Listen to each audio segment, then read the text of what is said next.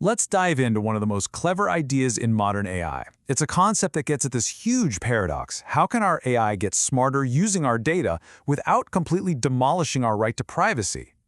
So, here's the big question, the one that really matters. How can an AI model possibly learn from all the personal data on your phone, your laptop, or in your hospital's records if that raw data never actually leaves your device? Sounds impossible, right? Well, that is the central promise of a technology called federated learning. To really get why this is such a game changer, we first have to talk about the huge problem the traditional AI has been facing for years. It's this fundamental clash between progress and privacy. You see, for decades, the way we did AI was pretty simple.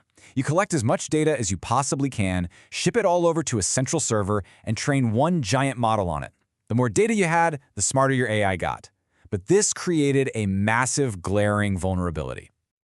And this approach has some major consequences. It basically creates a giant honeypot of data that's just begging for attackers, making breaches a constant threat. It's also incredibly expensive to move and store all that information. And, maybe most importantly, strict regulations like Europe's GDPR are making this old model really difficult, sometimes even illegal, to pull off. Okay, so the old way is clearly running into some big problems. We needed a new approach, one built on a completely different and frankly, much smarter philosophy. And it all comes down to this really simple but profound shift in thinking. Instead of forcing all of our private data to travel to one central AI model, what if we send the model out to travel to the data? This simple flip is the key to the entire concept.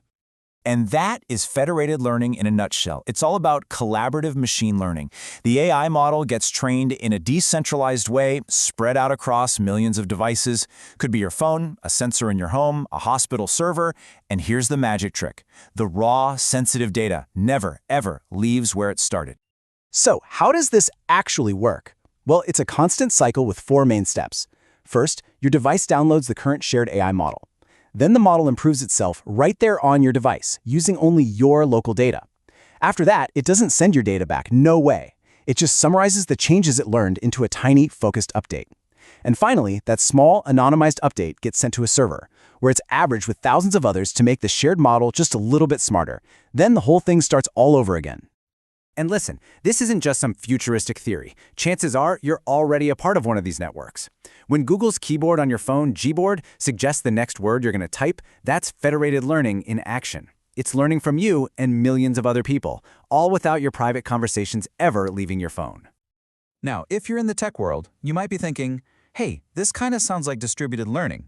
And you're not wrong, they're related, but their core motivation is totally different, and that's a really important distinction to understand. Let's break this down. Distributed learning is all about speed and scale. Its goal is to use a bunch of machines to train on huge data sets faster, usually inside a secure data center where you can move data around. But federated learning, its number one goal is privacy. It's designed to learn from data that is super sensitive and cannot be moved, like patient records spread across different hospitals. The focus isn't speed, it's security. So, federated learning seems like the perfect solution, right? Privacy, collaboration, smart AI, it's got it all. Well, not so fast.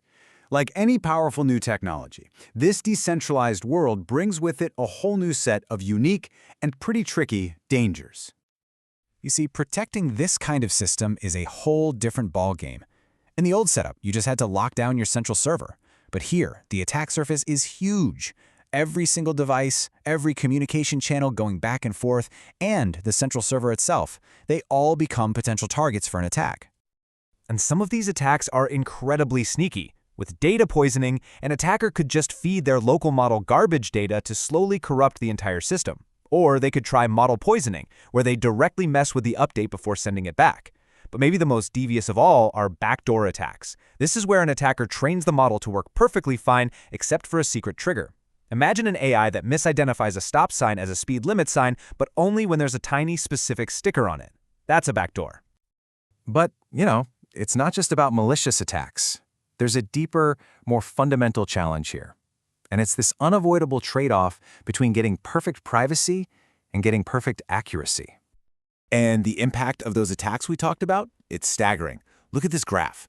The red line shows the model's accuracy with just one bad actor. It can still learn, kinda, But look what happens when you add just 2, 3, or 6 attackers. The model's accuracy completely collapses. It becomes worse than useless. And even when there are no attackers, just securing the system comes at a cost. To guarantee privacy, researchers use techniques like differential privacy. This involves adding carefully calculated statistical noise, basically tiny random changes, to the updates.